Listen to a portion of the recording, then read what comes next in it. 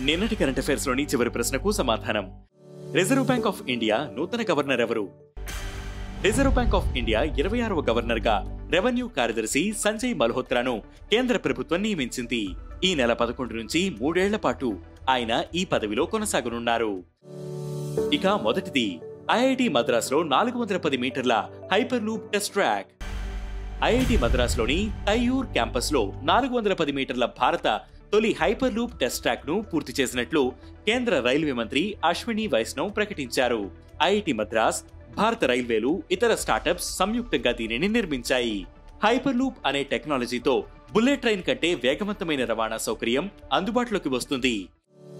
ఇక రెండవది, ప్రపంచంలోనే అత్యధిక బరువున్న గోల్డ్ బార్. ప్రపంచంలోనే అతిపెద్ద స్వచ్ఛమైన గోల్డ్ బార్ ను దుబాయ్లో ఆవిష్కరించారు. ఈ గోల్డ్ బార్ ఏకంగా 300.12 కిలోల బరువుంది. ప్రపంచంలోనే అత్యధిక బరువున్న గోల్డ్ బార్ గా ఇది గిన్నీస్ వరల్డ్ రికార్డ్ లో చోటు సంపాదించుకుంది. భారత కరెన్సీలో దీని ధర 211 కోట్లుగా ఉంటుంది. ఇక మూడవది, డిసెంబర్ 10న మానవ హక్కుల దినోత్సవం. 1948 డిసెంబర్ 10న ఐక్యరాజ్య సమితి విశ్వ మానవ హక్కుల ప్రకటన చేసింది. అందువల్ల డిసెంబర్ 10వ తేదీని ప్రపంచవ్యాప్తంగా అంతర్జాతీయ మానవ హక్కుల దినోత్సవంగా జరుపుకుంటారు. మానవ హక్కుల ఉల్లంఘనకు సంబంధించిన ఫిర్యాదులను వెంటనే పరిష్కరించడం కోసం కోర్టులతో పాటు మానవ హక్కుల కమిషన్ ను ఏర్పాటు చేశారు. ఇక నాలుగవది, బ్యాంక్ ఆఫ్ చైనా డైరెక్టర్ గా తెలుగు మహిళ. ప్రపంచంలోని అతిపెద్ద బ్యాంకుల్లో ఒకటైన industrial and commercial bank of China director గా విజయనగరం జిల్లాకు చెందిన కొల్లి భారతి నియమితులయ్యారు.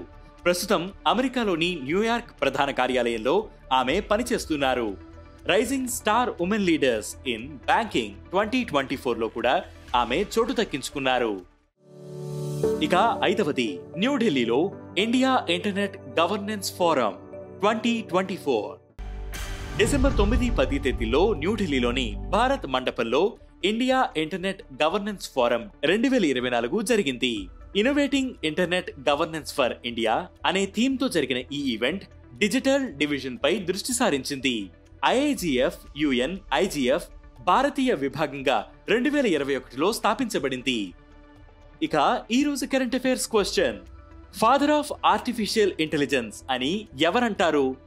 ఈ ప్రశ్నకు సమాధానం మీరే కామెంట్ చేయండి.